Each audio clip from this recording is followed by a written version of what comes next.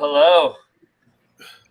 Welcome. So we're excited to be on here tonight. Adding some extra faces here today. So back again to be able to do some question and answers for the next hour. Join us today as well. We've got Roller Coaster of Love. She's on all the different platforms as well as Trey. And he's on all the different platforms as well, just newly on YouTube. So excited to be here, and we'll get rolling. But hey. Hey, that was a cool intro. Wow. I like that. Yeah. And it felt official with the whole countdown. Right. Big been playing with. Y'all couldn't see me. I was just clapping. I was clapping. It's like the Oscars, the countdown to the Oscars. I was gonna run out of here and put on a suit and a tie. I was like, Ben got professional with it. Let me go and run out of here. We'll just keep messing with it. It's too much fun to mess with. So cool. Hello. Good to see you. Oh, that's weird. Just gonna like zoom in and out every single time. Oh, it's gonna move like that. I think so. I'll try to always like leave a comment on, and then it'll stay. It'll just swap out comments. But say hey. So yeah, today is June 1st, World Narcissistic Abuse Awareness Day. Yes. What is going on, beautiful people? So, I'm Lee Hammock, diagnosed self-aware narcissistic person known as mental Healness. I'm on all platforms. It's mental Healness right here. If y'all don't know who I am, I'm gonna let everybody else introduce themselves real quick. Yeah, y'all go for it. My name's Ro. I'm Roller Coaster of Love on all platforms as well. And I am a survivor of narcissistic abuse, 14 years with one, 9 months with another. And I help people healthy dating after abuse. So yeah, that's me. Ooh. Awesome. My name's Trey.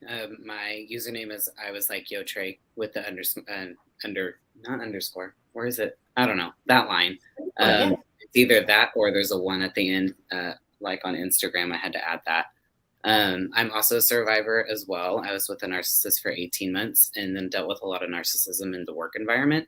I mainly help people get out of the obsessive thinking and ruminating cycle. If I had to narrow it down to a niche, that would probably be it. And then I'm also starting to talk a lot more about religious narcissism, especially in the family dynamic too. Just realizing that narcissism is in a lot of different areas and it's not just specific to romantic relationships. Recently wrote a book.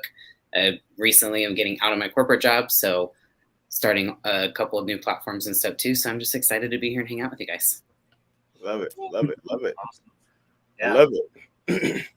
What is going on, y'all? So I see Marie Sanders. You in the same state I am, ain't you? I know you. You in Charlotte, right? You in North Carolina. We'll probably be meeting up. Can you pin your social media names? Isn't it on there? Oh, it disappears when I click on the comment. Oh, okay. I didn't see that. Yeah, Marie, if you look on the screen right now or take a screenshot, everything that's on the screen right now is our social media names. So you can look up Roller Coaster of Love. I was like, yo, Trey, Mental Healness, and Raw Motivations. You can find everywhere. Yeah, you might. Like, I think Marie is like my friend everywhere on Snapchat, Instagram, YouTube. She everywhere. We're doing a meetup in North Carolina next month. We're doing the live in-person meetup. The first one is going to be in Virginia Beach, Virginia, at Cova. So we're going to be doing that here in Virginia Beach, Virginia. Me and Ben. I don't know if Rose, y'all gonna fly in. We're gonna. I'm in Canada, so the Canadian coming soon. We're traveling everywhere. Texas, we're gonna be everywhere, y'all. I promise. Yeah, that's me. Sure am. See, yeah, I have a channel and I'm learning so much from Lee and Ben. See, there you go. Everybody wants to learn. I love it. This is a knowledge base. You know what I mean? Right now, you have a plethora of knowledge on the screen. You got 2 self-aware narcissists, 2 survivors who have 2 survivors who have different, like, is it 2 different niches? You know what I mean? Ro is, I love Trey's stuff. Trey has his whole series, Mind of a Narcissist skit. That's why I found him it's hilarious. Ro is funny as hell, y'all. I was like, Ro is hilarious. Yeah, I see your Miko video last night. I was dying laughing. It was like I was gonna do it, but it was midnight. I was like, I want people to see this one. I'll do it at the bar. So yeah, the one where I'm blind with the no, glasses. no, it's Miko. He was like, not listening. Yeah, like my favorite one was the Gollum face one. That yeah, you did. Smeagol Gollum. Yeah, it's just like that's the filter now that I'm going to use for the narcissist. It's perfect. I do love it though. I do love it. I seriously love it. It's so cool. So you're hilarious. I like funny. You know what I mean? I think we should be healing through humor anyway, because it's kind of funny to laugh through some of this stuff. Like Lee, you had that one video where it's like first date with a narcissist, right? And that was like the first one where you're like, you just drove there, or you didn't drive there. You had to take the bus, or you had to run. And like that one had me laughing. And as awful as it is to sometimes be with these people who are abusive, you're just like, having a laugh can just be so healing, to just be laughing through the giggles and trauma #, you know. Sometimes you just have to. Sometimes you have to though, and that's where I started kind of doing my thing at. You know, it took me a while to get to the humor part of narcissism, because I have 2 channels. One of my TikTok channels and Instagrams were like dedicated to just being funny and just putting humor out there, and the other one was like more serious mental health type stuff. And I told my therapist, like, I feel like I'm living 2 different lives. I got the Lee Hammock mental illness page, and I got the whole Damon Hammock comedy stuff. And she was like, yeah, you gotta have to find a way to join those together. So I was just like, look, I'm gonna start being being funny on my mental health page.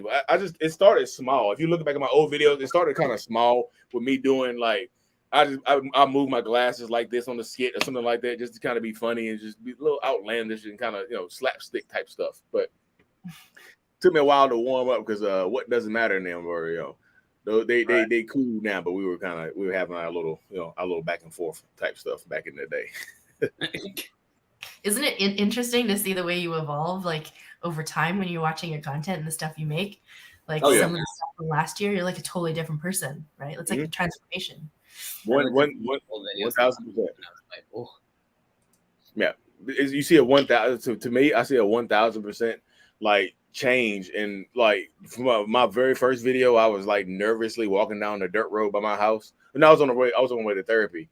And then my second video, my first video got like 60,000 views, and I was just like, okay, I'm gonna be nervous again. Like, hey guys, I'm an open book. I'm here to answer questions if you need to, and be comfortable. And it was just like, it's transcended to what it is now. I got a lot of survivor friends and peeps and things like that.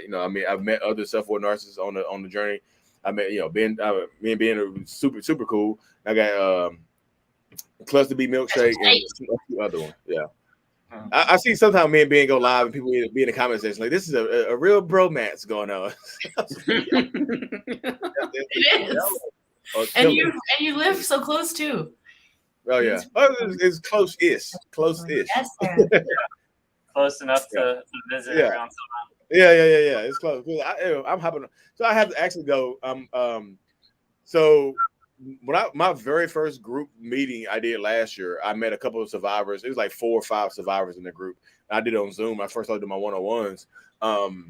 And a woman, she attended the Zoom meeting, and then me and her did a couple of one-on-ones, and she was with a sociopath. She was like he was dangerous, and she escaped, and she's like super blossoming now a year later. And I actually get to meet her in person this week, so I got to drive a couple of hours to meet her. So you'll see a cool video coming here pretty soon when I meet her. Awesome. There we go. Why would a narc do the phone block-on-block game, only blocking for 1 hour, unblock 95% of the time? When he wants to see me begging, he doesn't know my social media, so it's the only way to contact me. Narc games. Tell us about that, Lee. What's that about? Why would a narc do the block-unblock game, only blocking for 1 hour? So this right here, this is how my mind works. I'm not even focused on a narcissist. I'm focused on how exactly how the window of time you're unblocked.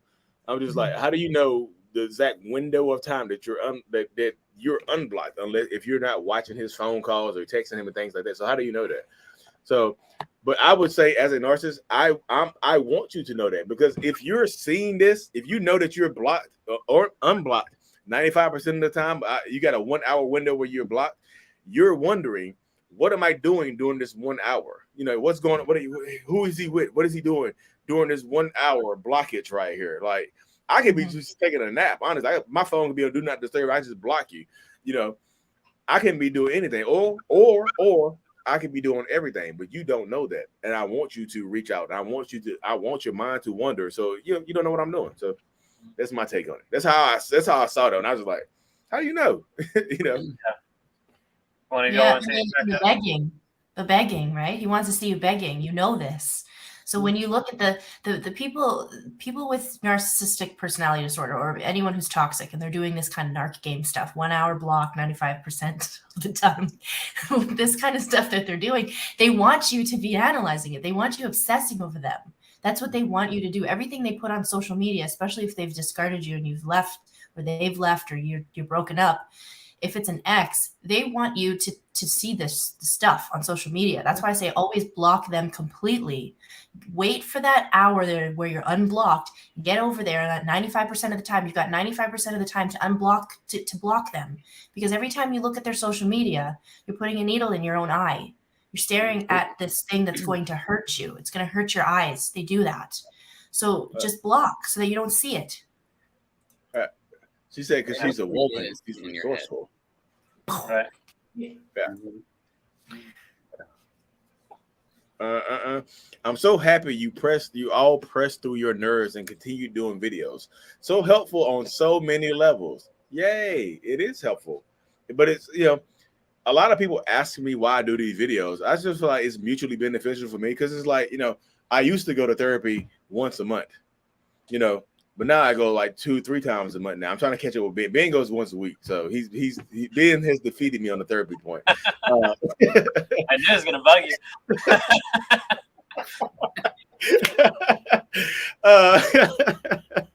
But it's just like, so when I'm not going to therapy, I kind of have to brain dump because if it's all stored up here, it kind of, it can set me off in other aspects of my life. So I kind of have to let it out in some way, shape, or form. You know what I mean? I have to. So I like doing the videos because I also like being in front of the camera too. So yeah, for me it was like a big step of just like continuing my journey of being honest, being real, being raw, being relevant in all aspects of my life. So not just how I'm interacting with my wife, but then interacting with a therapist. Now I want to be able to take it to everybody to continue being that honest and truthful person, like everywhere. Mm-hmm. I know for me, it was really therapeutic. Like just being like, at first when I started, I was I think survivors, when they start, we have that automatic thing in our brain. It's like, what if he or she sees this? It's like you come, at least I shouldn't say everybody, but I know for me, I kind of had to weigh that out. Like, okay, what am I going to do if they ever find this? And so there's a little bit of a fear aspect that you kind of have to get over. And my therapist helped me a lot with that, about when you stand so firm and you're so confident in your own truth, it does not matter what anybody else says, because you know what your truth is and you know the true story, and everybody else's versions of that is just that, their stories. So that was probably the biggest hurdle. But I found the more that I did it, and the more people were interacting and was like, oh my gosh, that happened to me too. Or, all of this, it really showed just how prevalent of an issue this is, and just how everybody's stories, even though there's obviously like individual things with them that is specific to them, but overall, like we go through the same thing. Like we really, really do. And so it helps get me out of that. No one will understand this. It kind of helped me get out of that mindset for sure. Nice. Yeah. I love that perspective right there. I do love narcissists automatically hate your friends. I'll answer. They automatically hate anyone who doesn't serve them and who doesn't buy into them. Like I had friends that were like, he's awful to you. Like he's shitty. Like he's a bad person. Like, why are you doing that to yourself? Or I'd be like, my friend doesn't like you, or my friends, if he's getting exposed by a friend of mine, he's no friend of his. Mm-hmm. So he loves the friends I have that are all about him, that are like falling into his charms and think he's the greatest person, and think he was a very charismatic person. I mean, I saw through it, but the friends who don't see through it, who are looking at the mask, oh, he loves them. But the ones who can see past the mask, he hates them. So they don't automatically hate your friends. They only hate people. They don't like them when they don't subscribe to their mask. You know, they can see them. That's what I think. So personally, I'm glad you added that last part, because I was just like, well, there's some people I don't actually hate, Ro. You know, I actually like some people's friends. You know what I mean? But like, so I feel like, to me, the closer the bond, the weirder the relationship dynamic is with, you know, with the significant other's friends. Because like my wife, when I first met her, back in November 2011, December 2011, and whatnot, she always talked about her best friends. I was like, I gotta impress this best friend. I have to. You know, I was hyper focused on impressing her best friend. And her best friend loved me. We were super cool. But you know what? I was just like, we're too cool. I was just like, you're too close to her. I was just like, I didn't like somebody being closer to her than I was. So I would systematically start doing little things to point out errors and flaws in her friend. I was like, you sure? That's cool? That seems kind of weird to me. You know, I was just like, are you okay with how she's talking to you? And then just little things like that. Like, so the closer the friendship was, the more the dynamic was. I was just like, I needed to be the closest person to her. I didn't like her having a bigger supporter of her than me. Like, if she had some news to tell, she would go to her friend before she came to me, because they were closer. You know what I mean? Hey, I got some good news to tell you. She would tell the friend before she told me. Like, it would just bug me. I was just like, no, I can't do that. We can't do that. You know what I mean? So just how my mind worked. It wasn't to break the friendship up. It was just to change the hierarchy in her life. Like, I need to be like, I need to go here. You know, that's how my mind worked on it. So I don't necessarily hate the friends, but I just needed to be above the friends, if that makes sense. If it came down to it, you would pick me over the friends. Mm-hmm. Interesting. Sorry, I was messing with the settings, so I clicked the question. Why do they have a hard time self-reflection? Why they feel empty? Good question. Okay, so obviously we're Ro and I are answering based on like survivor standpoints. Yeah, so this is like the survivor side over here. I know, it's kind of like, ooh, what if I'm wrong? Perspectives, right? So you can't be wrong though. It's because it's your perspective. It's our experience, yeah. Exactly. Yeah, it's your experience, because like I can understand it, because you probably, if you've been in a long-term relationship 14 years, and you know, and what Trey has been in, like, you understand, like, sometimes you've been conditioned to think you can't. If you're dealing with a narcissist, you've been conditioned to think you can't. You are automatically going to be wrong. So you tend to stifle yourself. That's why when you started talking, I was like, bro, and then I feel like old Ro started, but then I feel like old Ro started your chat, but then Roller Coaster Love came. Like, you know, you rolled in there. You know what I mean? Cowering, but then shining. You can kind of see your growth in your last response, because I feel like you were just like, well, narcissists hate all people.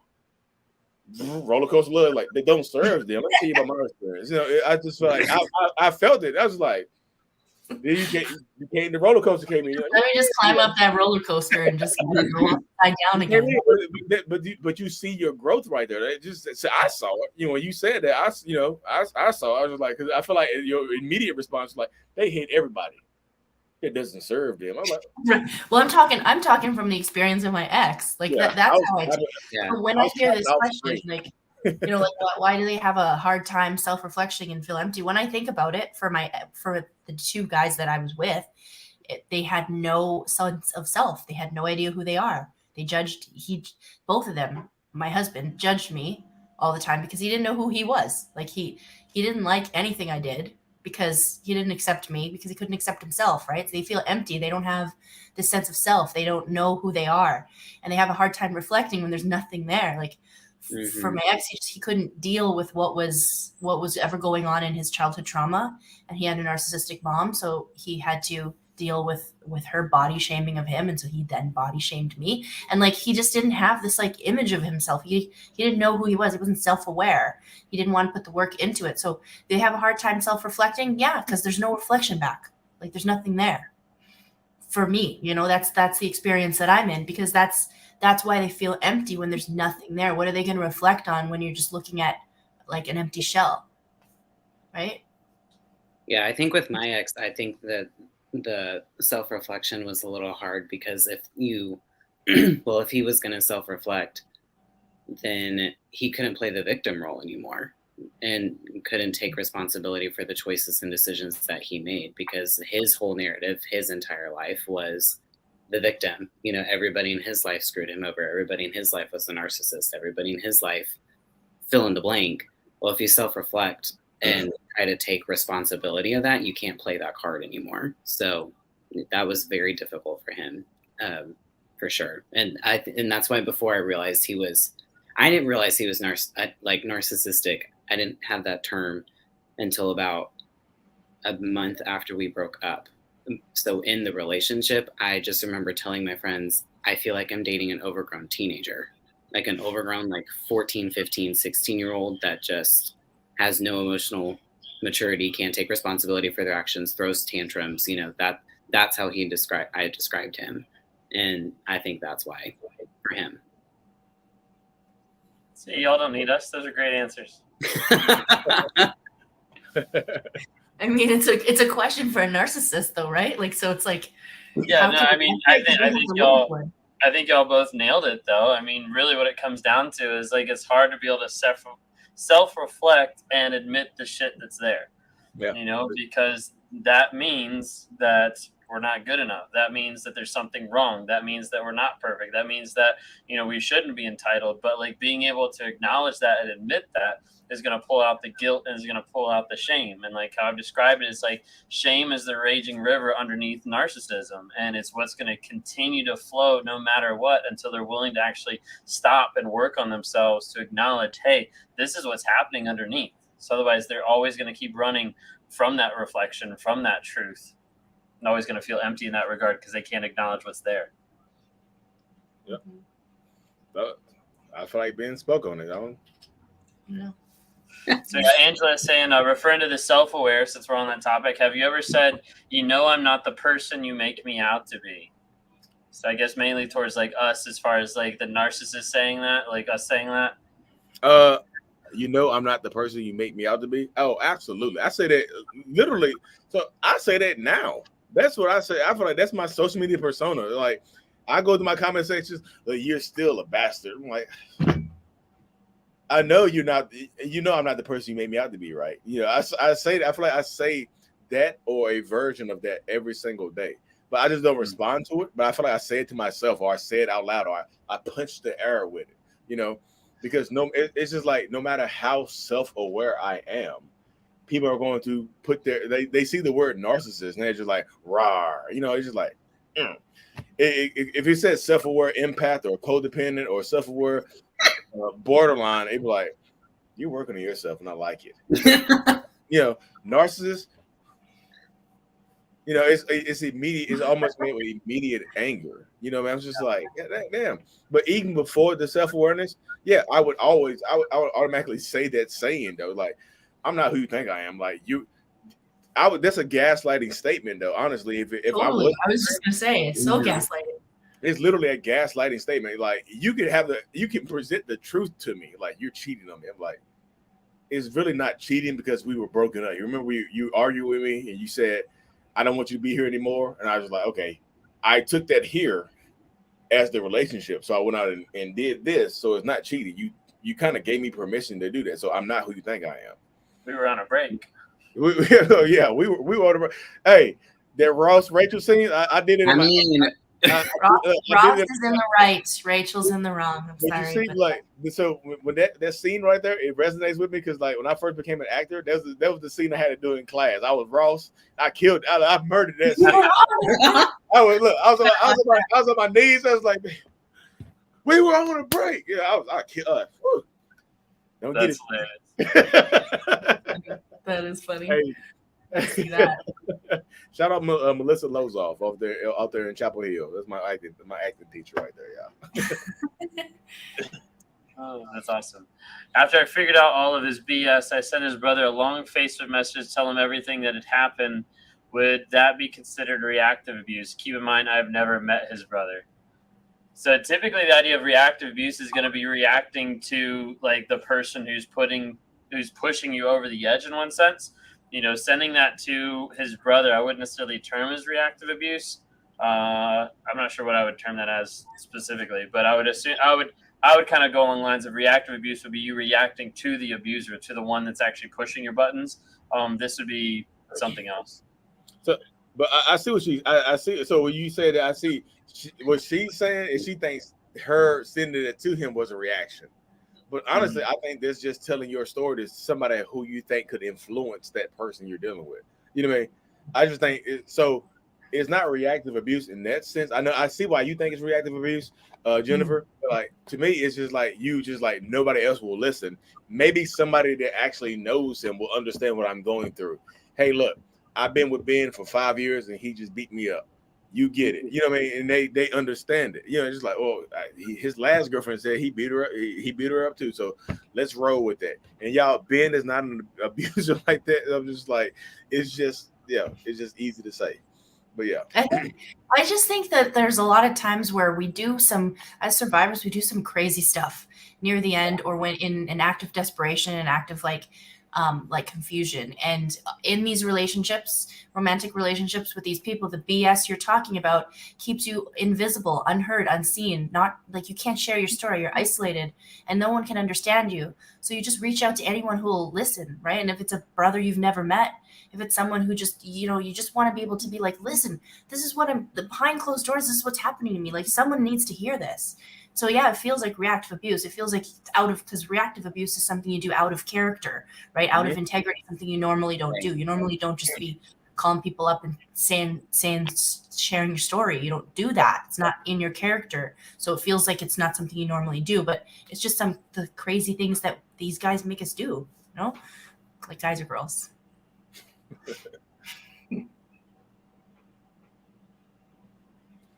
All right. So why does a narcissist never get it? You can tell them a million times how this behavior is hurting you.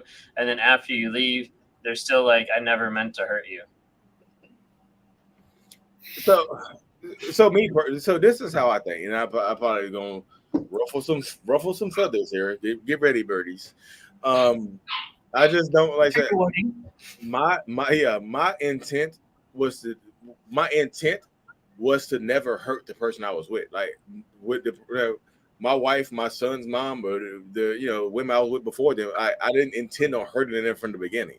And I honestly sometimes I feel like me and Ben learned this at the same time with compartmentalization. I didn't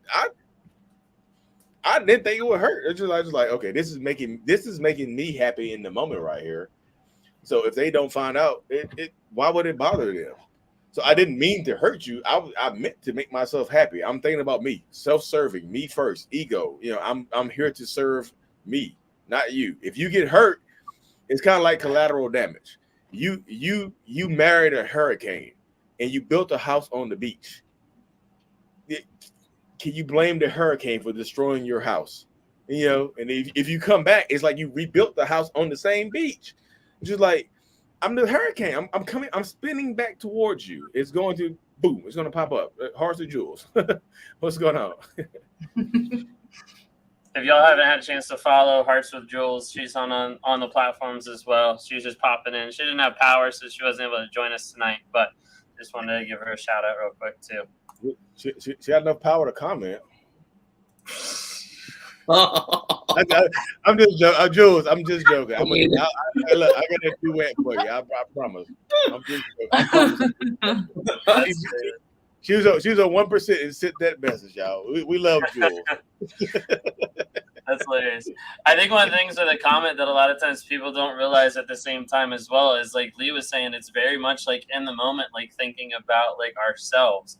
And so when it boils down to it, it's not always that like a narcissist is looking to purposely hurt someone. It's like more like self-centered. And sometimes it's even to the fact when they do know that they are, sometimes it's just the fact that they don't care, and a lot of times people have the thought and the idea of like, oh, if I can make them understand the hurt that they're causing me, they'll change. Well, that only works if they want to change, and that only works if they're running and they're operating off the same set of like moralistic thought of, hey, if I'm a good person, then I shouldn't have bad things given to me. A narcissist doesn't go through the world saying that's a good person, that's a bad person. They're like, hey, all these people are meant to serve me. Awesome, step up, you know? And so like people have to think through like the mindset, the thought process is different in that aspect. Yes. Mm-hmm. Love it. Go back to like my appliance illustration. I was talking to someone today on a one-on-one, and I ended up bringing out the toaster illustration again of like, you know, how like a narcissist wants you just to like be quiet and just like, you know, do your job as an appliance in your life. And, you know, you wouldn't walk up to your toaster and get ready to make toast, and toaster would be like, no, I'm not making toast for you today. You'd be like, one, you don't talk, and then two, you can't refuse me. But like, that's like the narcissist mentality of like the people out there of like, hey, like you're a toaster, you're a blender, like you're meant to serve. Like that's like the entitlement piece. Yes. Let's see what we got. Once a narcissist is angry with you, will they ever get over the anger? Do they ever regret their actions after a rage episode? Mine didn't. Mine didn't. Like the compartmentalize thing, right? In the moment, it happens in the moment. And then they're like, regret what? What happened? I don't know what happened. It's that was 5 minutes ago. This is a new reality now. So initially, I wouldn't regret it. I would feel like you deserved it. But like once I got a chance to calm down, the shame and all the other stuff was set in. Like how long does it last though? It lasts as long as I'll allow it to last. I'm like, no. Feeling. No. Yeah, it's just like the feeling. It's like get it off of me. Wash that off. Yeah, get it off of me. Honestly, because that's how I would feel. Because like my last main rage episode, I said this on my podcast. It's been like a year now. Like I was so proud of myself. I hadn't raged out in a long time. I was just happy. Look, I was putting we had moved my son's room. He's like a teenager now. We put him downstairs so he have his own little space, whatever. I was mounting his TV, and I was like, I was in there. Look, I was like a fucking like a jack of all. I was mounting his TV to the wall with a hammer, and they not like my son he was like 12, 11 at the time, and my other son was like 3, 4, and they were like playing downstairs. And I have these studio lights. This light right here, I have these. You know, these are not cheap. The light bulbs are not cheap. The light bulbs are like $60. So I was just like, I heard him knock it over. I was like, hey guys, can you calm down a little bit? Like, don't knock the light over. And literally 2 minutes later, bling. You know, I was throwing PS4 controllers. I was screaming. I was like, sit the fuck down and shut up. And I was just like going crazy. My wife she's coming downstairs. I was like, you know, I started focusing on her. It went from the kids right on her, you know. And in the moment, I was like, well, I wouldn't have yelled at my wife. First of all, I wouldn't have yelled at my kids if they wouldn't have broke the light bulb. And then I wouldn't have yelled at my wife if she would have came down here doing this, saying this. But then it was just like, immediately my brain was just like, the shame came in, like, you shouldn't have yelled, you shouldn't have did this, you shouldn't have did that. I'm like, no, you should have done that shit. They shouldn't have said anything to you. They, like, you warned them, and they still did it.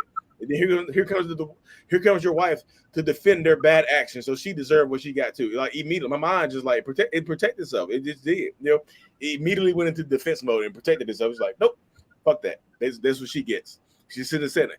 She would have been cool if she wouldn't have said nothing. Just let me yell a little bit, but she got it. You know, that's how my mind works. So I would feel shame. I was like, God, you shouldn't have said that. Damn it, now you're embarrassed. But justification too. You're like, wouldn't have said it if she wouldn't have said it. She wouldn't have came down there. But then, like later on, like in therapy, I had a rage episode. She's like, "What did you do? What I do? What I do? What me? They broke my light."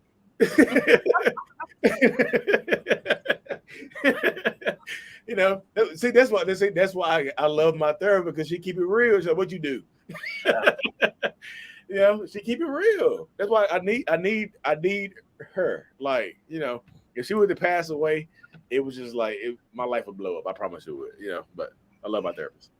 Yeah. Gotta have a good therapist. Yeah.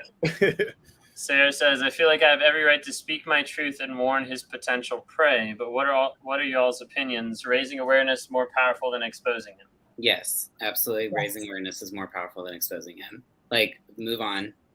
And honestly, put yourself back in your shoes when you were first with them at the very beginning. They've already fed their new supply stories about their exes from very, very early on to create that narrative. Sorry if y'all hear my puppy barking in the background. But they've already created that. So whenever we do reach out, or if we do reach out to the new supply and try to warn, all we're doing is we are just validating that narrative that they have already said. See, I told you she was crazy. I told you she was going to do this. Mine literally told one me, day like, and say all this stuff.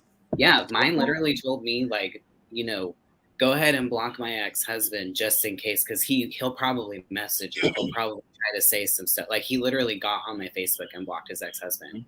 So, like, they will warn their new supply that the crazy ex might reach out to you. So the best thing to do is exactly what you said there at the end.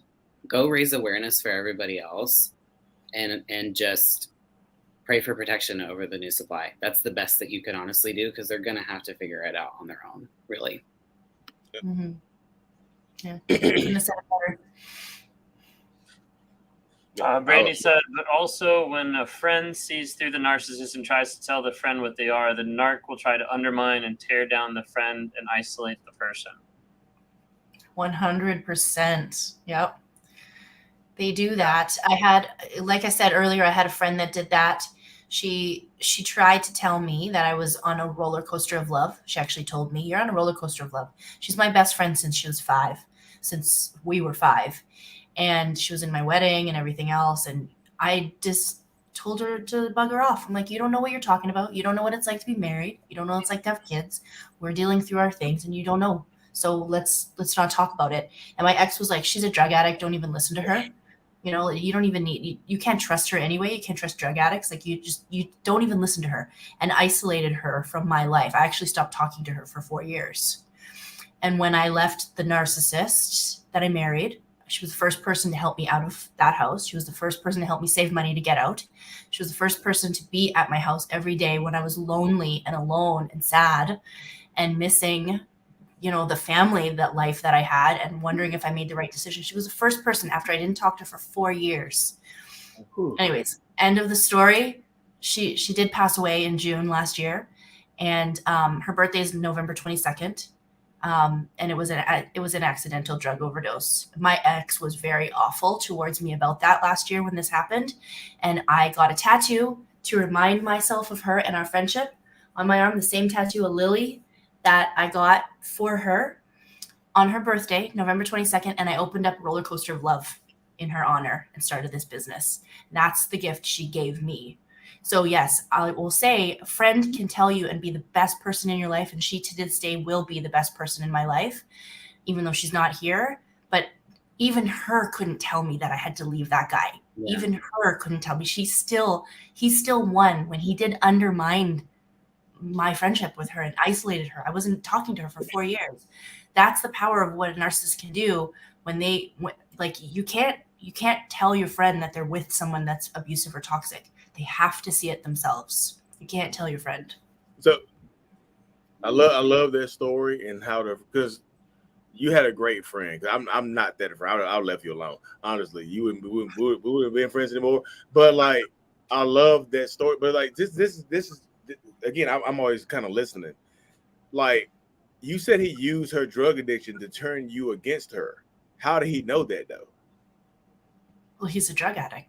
So. He was a drug addict too? Mm-hmm. That was my first thought when you said that. Oh, I was just like, I thought you had told him. You know, I was like, you told him about her drug addiction and things like that. Because my wife told me about things that her friend had done in the past, and I was just like, I'll remember that for later on. It's like I call it the narcissistic bank. I store it for use later on. Can you tell me some stuff like that? He also knew that, but he also used that to weaponize our friendship as well. He also used that to say, hey, listen, I know I'm that way, but he knew that about her because she was very close to us. She's my best friend, right? So yes, they do that. They take every little thing, magnet, and use that against you. It's in my head. It's like you and your friends. You sure you want to be taking advice from a drug addict himself? And I did. I was like, you're right. She doesn't know us. We're married. Yeah, exactly. And so him over her, you know. This is the person you want advice from, right? I see that now. I see that now. You see it now, but like when you're blind, when you're blinded by the love lights. So when the love lights are in your eyes, you can't see. Like, I can't see. But yeah, I'm listening to you, husband. I'll go with you. You know, you can't see anything else. The lights are in your eyes, like literally like this. Pretty much. You know, that was too easy an example, right? It was right there. Sorry. But shout out to your friend though. You gotta shout her out November 22nd of every year. You have to fucking shout her she's out watching every me. year. Every She's year. got my back. Yep. Yeah. 11/22, that's like double. That's double up. You know? 11/22, yep. You gotta double it up. That's a good fucking friend. That's a good friend. She's still a good friend. She's still Shout helping out to her, yeah. She's She's watching right me right now. She might be haunting you, like, bro, like you be on a first date. She's like, get out of there. What was that? I fucking This is slap. my best friend. She's telling me red flag. Your bill is 11/22. She's gonna drop like a red napkin, like a red napkin. Is just gonna drop. Red flags. 11/22. Oh gosh, that's her. I gotta get out of here. Hey, shout out to your friend though. Seriously, that's a good friend. Shout out to your friend. I love that. I love it. You know. Vicky put in here: is it normal for a narcissist to blame you for their bad behavior, to never accept responsibility for their actions? How do you get them to accept responsibility for their actions? I mean, them blaming you for their bad behavior is almost like the definition of narcissistic abuse. So yeah, that's like textbook, honestly. And I think when it comes to like getting them to accept accountability, you can't. And honestly, like that's not, in my opinion, that's not just when it comes to narcissists. That's just human beings. You can't make anybody be accountable for anything. They have to want to be accountable. They have to want to do better. They have to want to accept responsibility so they can be better, do better, treat people better, narcissistic or not. That's a losing battle that you would have with really anybody. You're just setting yourself up to be disappointed and for failure, regardless of toxic behavior or not. But absolutely, it's normal for them to blame you for their own bad behavior, so then they justify it. Mm-hmm. And you do blame yourself. Absolutely, you do. You do. Yeah. Because that's like Pavlov's dog, you know, like the ringing the bell and the salivating, because they condition you over time. If you hear it enough, you start to believe it. You just do. You're just like, you're fat, you're fat, you're fat. You hear it every day, 100 times a day. You're like, you step on the scale, you're like, I'm skinny as fuck. You step on it. You're losing weight, but you still sound like you're still hearing it. My belly don't jiggle, it fold. You know, and you feel big as hell. You know, they convince you of that after a while. You know? Over time, if you hear it enough, it puts it into your head, and it convinces you that it's the absolute truth. It just does. You know, and that's how you build self-confident issues in absolutely beautiful women and handsome ass men. You literally do. When I'm doing my one-on-ones, I talk to millionaire women. It's like, you got self-confidence issues. Like if I was single, I would be propositioning you. I would send you an email after this one-on-one.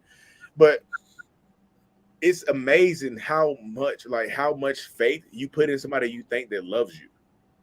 You mean you put this trust in somebody that you think loves you so much that you start to believe everything that they say. Like, I think you love me, so I'm gonna trust your judgment on me. Like, hey, nobody's gonna love you like I love you ever. Woo! I'm gonna stay with you longer then, because who would want me? I've talked to people like that before. Like he cheated on me. He left me with 3 kids. He left me with 3 kids and he cheated on me and left me for his mistress or whatever. But he won't let me move on. He tells me nobody else will want me. He wants you. Think about what he just said. Nobody else will want you, but he wants you. He doesn't let you move on because he knows he wants you. That's like it's collapsing in on itself. Like the call is coming from inside the house. It's just like, you know, it's like here. Like he wants you. He knows other people will want you, so he's trying to keep you under, you know. Yeah. That's my thought. Sorry, y'all. I get carried away The too much. call is coming in from inside the house. Inside the house, you're like, where are you? It's like you call 911. It's like, It's me. It's me. Yeah. It's like, I tripped the lines. It's me. I'm 911. Yeah. Silliness. Best advice for someone trying to break away from 25 years of marriage with full-on narcissist with kids. He's controlled her mind the whole time, but she's seeing the light. How to pull away. This is not for you, Brandy. Is it for someone else? Sounds like it. My first advice is they have to do it on their own. They have to see it themselves. As a friend, if you're a friend of this person, the advice for you is to just be there, be supportive. Mm-hmm. Supportive, be there. Don't shove information down her throat about narcissism and about narcissistic abuse. Don't tell her she needs to leave. Just got to be there and listen and let her be heard and seen. That's my advice for someone who has a friend who you think is someone's controlling them in their mind and they're starting to see the light. Just be there for her. Be the space for her to see that light and to make those choices and to get help on her own, because they won't do it with you pushing them, because it's not going to help. They're not going to see it. Look at me, right? I just said no. I stopped talking to my friend for 4 years because I was like, no, you can't push me. I had to see it on my own. That would be my advice for you if you're the friend. Leaving the relationship, that's a whole nother story. It's a whole nother thing. There we go. That's tomorrow. So we also have coming up a good place for it real quick with mentioning of the kids and everything. But Lisa has coming up with Stronger Than Before. It's actually tomorrow.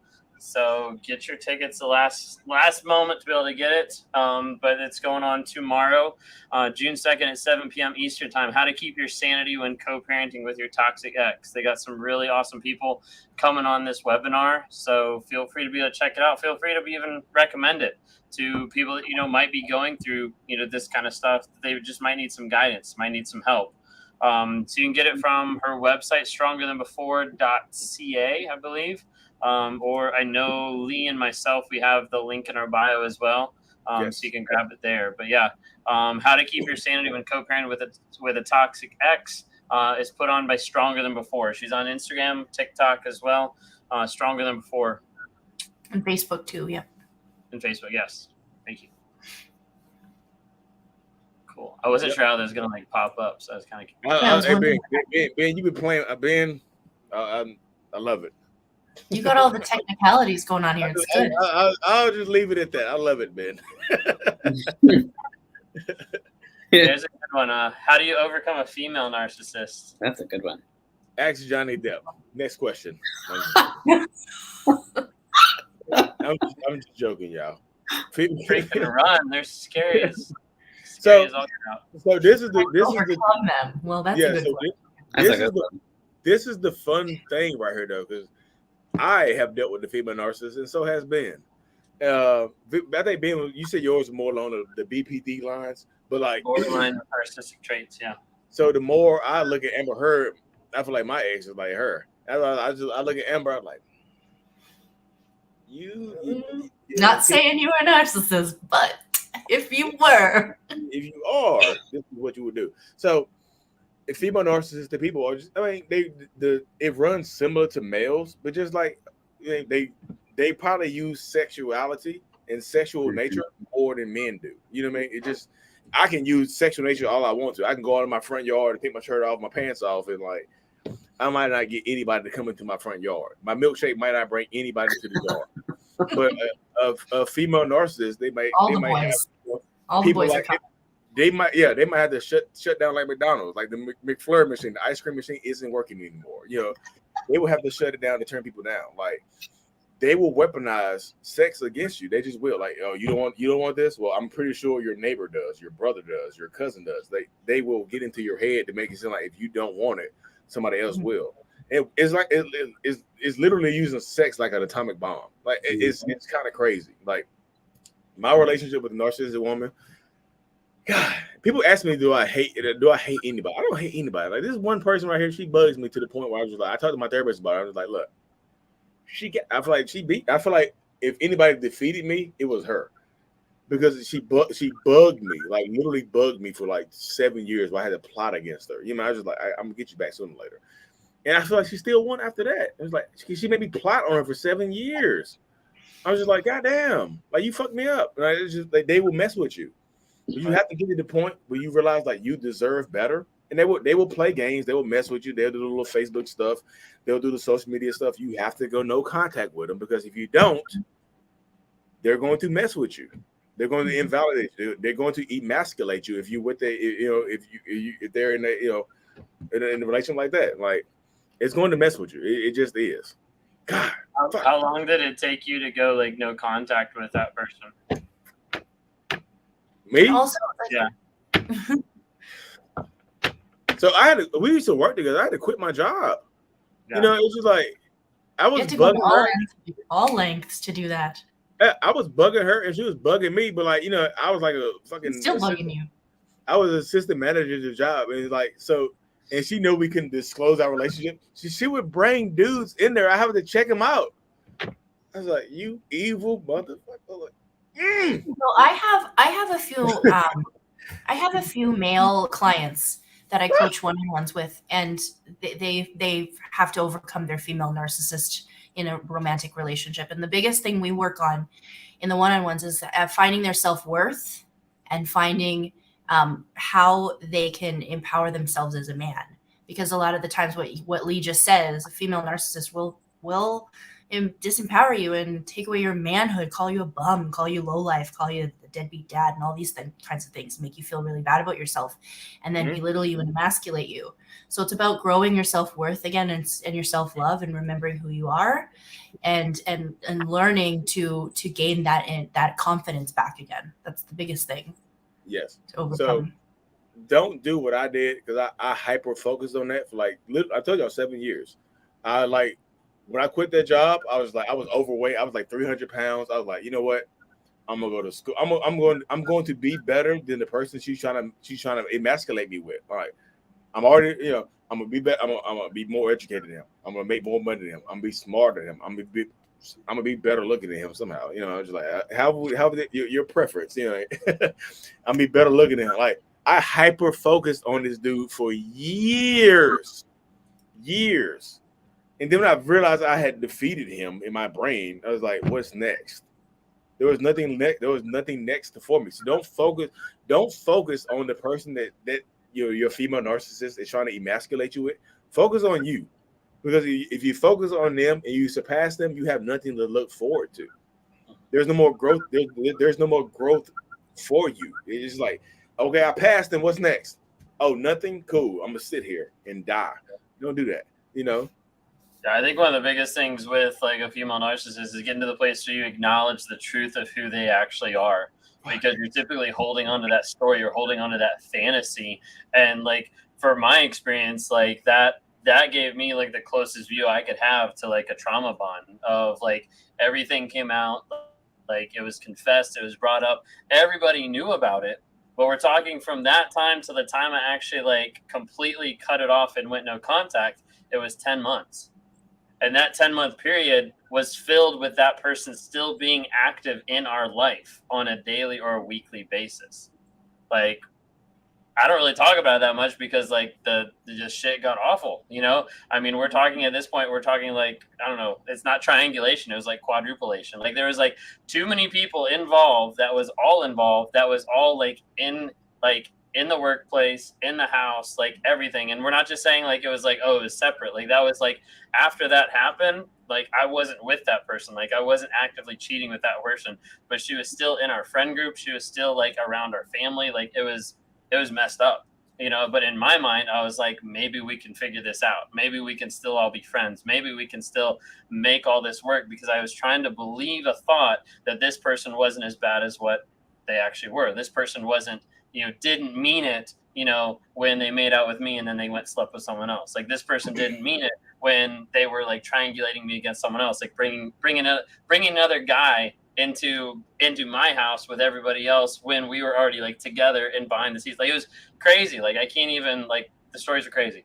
But like the whole point of that is just like the idea of like I had to get to the place where I acknowledged like the truth, because after it came out and after like people knew, like my wife knew, our friend group knew, like I had, not just like my wife saying like, hey, you need to like cut her out, like she's not going to get better. I had her sister saying like, hey, you need to cut her out, she's not getting better. And like it didn't connect. And it never connected until the place where I was able to actually look and say, no, this is actually who she is. Like the person that goes out and is with multiple guys just for the fun of it, just to get her fill of validation, and I don't actually mean anything to her. And when people are able to acknowledge the truth of the situation, that's when they can actually start to get free from it. Mm-hmm. I love that, man, because that's true. That's absolute facts. True. It is, yeah. All right. For another kid question, will a narcissist ever realize and make an effort to heal the damage they caused their children? Mm-hmm. An unaware narcissist? No. Absolutely not. My ex, no. I think the biggest thing is they will not acknowledge that they've caused the damage, right? They won't make an effort to heal the damage that they didn't cause. What damage? What healing damage? I didn't cause any damage. You left. You were the one who broke up the family. You're the one who caused them damage. You're the one who's making them live in different homes for the next 18 years. That's your fault. You're the one that caused damage, not me. So they won't ever acknowledge it because they don't see it as damage. They don't think that they need to heal anything that they didn't cause because they won't see it. Unaware narcissist. And that's really any family dynamic too. Like, I mean, that can go for grandparents and their grandchildren. That can go for like anything in that aspect. As like when it comes to, I have experience of that when it comes to the grandparent-grandchild relationship, and it's more kind of on the religious narcissism side, and it's the same exact thing. They're not gonna acknowledge the emotional damage that they have done to the multiple generations in the family because, well, it's your fault because of XYZ. Like they take out that responsibility, regardless of what your beliefs are. There's ways to handle it, and there's ways not. So they're like, it just really any dynamic, kids, work relationships, if it is dealing with unaware narcissists, they're not going to make an effort to heal damage they've caused at all, in my opinion. Yeah. Because most narcissistic people don't think that they're causing damage. They think they're empowering the next generation to be better than they are, or to prepare them for life as we have experienced it. Because like I tell these people all the time, like I've been in therapy for 5 years. My son he just turned 14. So he was 8 years old when I started therapy.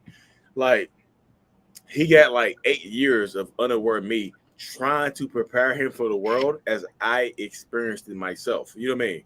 As me, myself have experienced it. Like, but aware me understands that life is different now. He's not going to experience the world that I had. Like I'm 37 years old. He's 14. Like there's 23 odd years of difference between us. Like, and I have to empower him to be the best person that he can be. Even though it annoys me that he might not be like me, it's just like he has to be the best person that he himself can be. And like most narcissistic people won't see that. Like I have 2 sons and a daughter. My son, he jokes, he calls me ugly all the time. He's like, "Dad, you ugly." Because I joke with him. I'm like, "You ugly." This is like a little running joke. He called his sister. He's like, her name's Dad. He's like, "Dad, you ugly." I'm like, whoop, whoop. Not my baby. I was just like, don't call her ugly. I said, joke with your brother, not with her. Don't put that in her head. But he didn't understand why I said that. And I didn't understand it at first either. I was like, God damn it, I done did this double standard shit. Man, just like I just set the joke up for him to play with him, and he thinks it's okay to play with his brothers and sisters like that. And like, but you can do the little brother like that because he'll joke and call you ugly back. But my daughter, she's 1 year old. She's like, she'll toot off, or she'll just run off somewhere else. I'm just like, it's in my mind. So most narcissistic people don't realize that they're hurting kids. They think they're preparing kids to experience the world like they experienced it. The trauma that they experienced in their childhoods, they're preparing their kids to experience, even though they might not experience it. I was preparing my kids to get abandoned by me, and I'm me. I'm just like my dad wasn't around for me, so I'm just like, my kids might not have a dad around, so let me prepare them for me not to be around. And then I sit there and think, like, how fucking stupid does that sound? It was like, I'm preparing them for me not to be around while I'm simultaneously here. It's dumb. My mind the mental gymnastics is crazy, y'all. But no, to answer your question simply, unaware narcissists will not do that. Yeah, sorry, y'all. I got carried away. I love my babies. They deserve a better life than I do. I had. Very good. I got 2 questions left. Here's one. How can I deal with the cognitive dissonance? He's been nice to me lately. I try to remind myself of the horrible actions and words, but I'm struggling. I think Carly posted a good video about that the other day about cognitive dissonance on her TikTok. Y'all need to Carly Page, red high heels on TikTok. She posted a good video about cognitive dissonance very recently. Red high heels. Yeah, cognitive dissonance, it's 2 competing thoughts, right? Not matching. So the thing with him being nice to you lately, it's a trick. So they want to fool you into feeling calm because you're so stressed out over the abuse. You remind yourself of the horrible actions and words. You're struggling, right? So the abusive behaviors that you're used to, that you're hypervigilant about, that you're always in fight or flight, walking on eggshells, feeling uncomfortable, they trick you with this period of calm. They're nice to you lately, and it's a trick. The reason why they do this is because when you start getting stressed out and think about leaving, right, they calm you down with this niceness. It's just temporary. It doesn't last. They calm you down so that you think that maybe you can get back to that love bombing stage again, which sometimes you do. But you have hope that it maybe this is good. Maybe he'll stay this way. Maybe he's going to be nice forever. It's not. It's a temporary Band-Aid to stop you from leaving, and it perpetuates the cycle of abuse. It puts you right back into the cycle. So you have to remember that what you're feeling is temporary. If you've ever been like this before, just understand the pattern. I know that I was in these situations where I'm like, wow, he's so nice to me. I'm so connected. We're so great together right now. And in the back of my mind, I'm thinking, when is this going to end? I don't want it to end. I even said that to him. Like, I don't want this you to end. You're so great to me right now. What are you talking about? I'm always like this. No, you're not. Because when I let my guard down and I start getting really comfortable in this wonderful little relationship we have, boom, you're going to hit me with some accusation. You're going to hurt me again. And it's going to be horrible. And you're going to be back in that cycle, and it perpetuates it. Now you're stuck at the beginning. So how do you break cognitive dissonance? You remember that this niceness that he's doing is temporary. It has an end date, and it's its expiration date. There's a shelf life to it. When does it expire? Right? When was the last time it was expired? How long did it last? 1 month, 2 months, 2 days? So you have to remember it's going to end, and it's going to go back to horrible again. You have to tell yourself that every day. I actually physically wrote a list down of everything that they did, because what happens in a trauma bond relationship is you start to be so emotionally led that your logic starts to get lost. And so when I started to write these things down, when my emotions started to get out of control, like the missing them or the, did I make the right choice? Am I the narcissist? Blah, blah, blah. And my emotions were all crazy. I would bring this list back so I could start bringing some of the logic back into the forefront, where it's like, it's okay to miss the loss of the relationship, and it's okay to miss, most of the time what we miss is just having someone. We don't really miss them. They were crap, but we don't know that because we're in that cognitive dissonance thing. So it's bringing that logic back into the forefront so that way you can remind yourself, no, this was your real experience. This is who they really are. I just miss having someone. There's nothing wrong with that, but making yourself remember what you're actually missing prevents yourself from doing something regrettable like staying or going back. So the list was huge for me. Yeah. I think that's really great. Is the cognitive dissonance is really just getting to where, like, you acknowledge what the actual story in your head is, and you learn to compare it with the truth, and you learn to compare it with the actual facts of the situation. And if you don't, then you're just going to keep getting sucked in through the emotions, through the feelings, and go down the rabbit trail of getting to the place where you're thinking a story that's a fantasy or that's a false reality, when in reality you're not basing it on, like, the truth of the situation. Mm-hmm.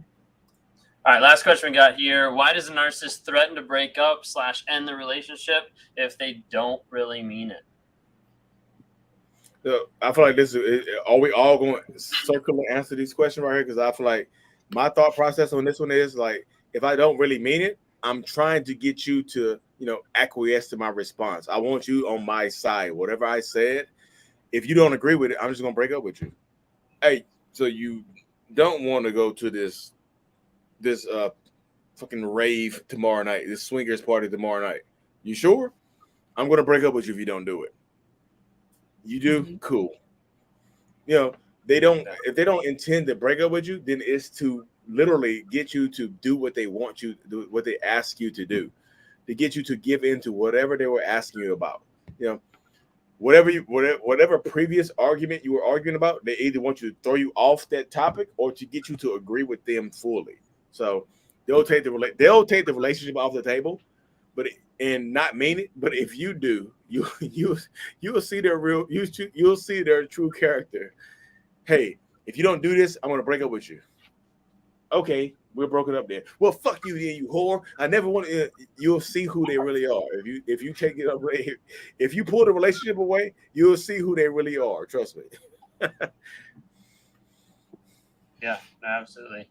I'll be honest, mine never actually really threatened to break up with me because that would have ruined his narrative that he created of like being totally committed and not cheating and not doing everything that he did actually do.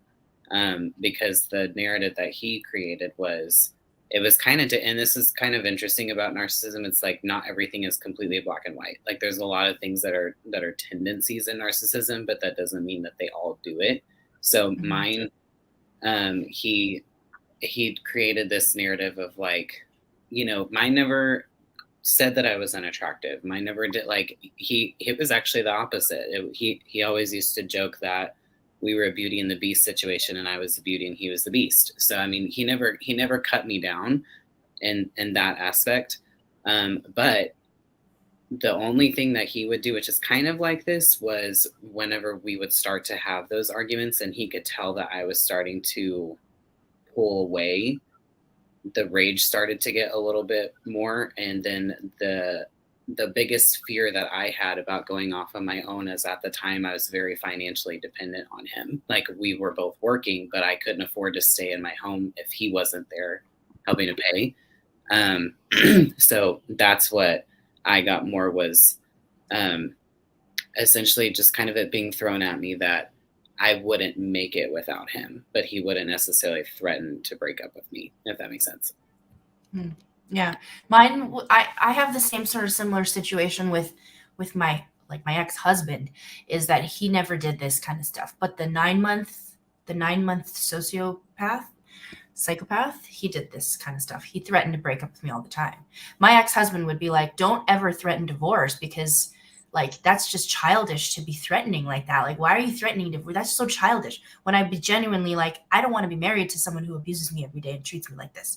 Like, I don't know if I want to stay in this. Like, why do you even like me? You act like you hate me. Why are we even married? I would do that. And he'd be like, "Why are you threatening to break up?"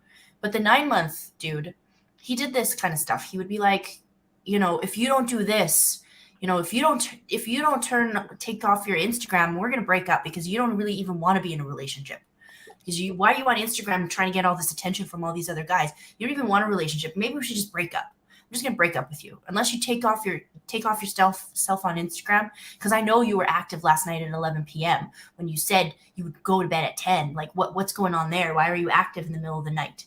Like he would do that kind of stuff. He's like, "I know I don't trust you, so I'm just gonna break up with you." He never really meant it. He just wanted to threaten me to control me. He wanted to control something. He wanted to make me do something that I wasn't wanting to do, like delete my Instagram. He wanted to control me. It didn't work. They're always empty threats. They don't actually want to break up with you. They do it to control you.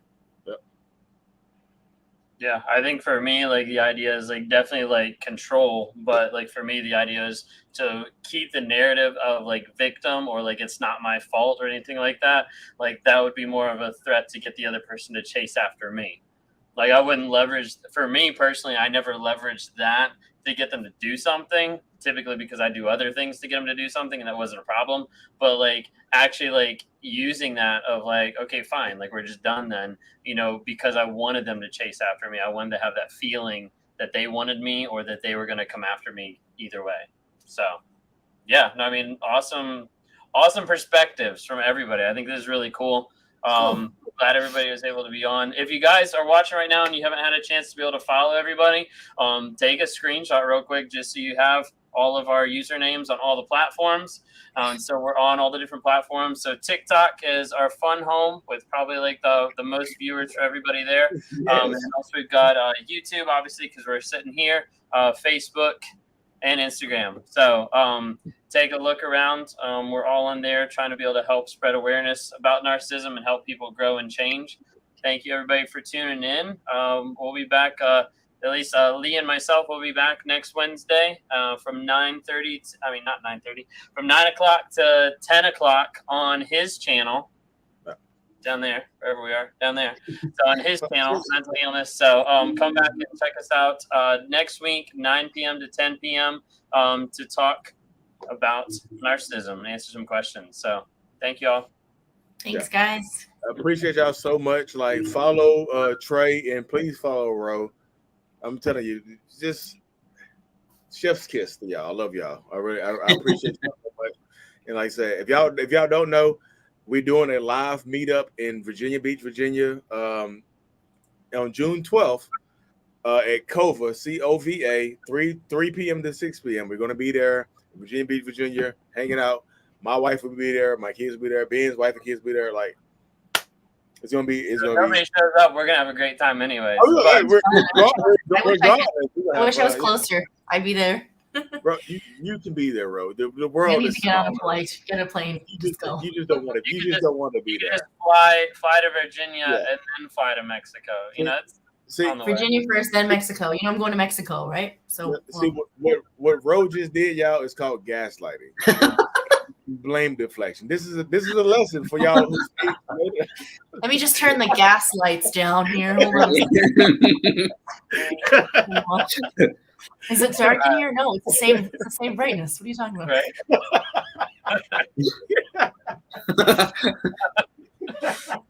Thank y'all so much. Everybody have a great night. We'll see y'all next week. Y'all take care. Yeah, I love it. She said the same.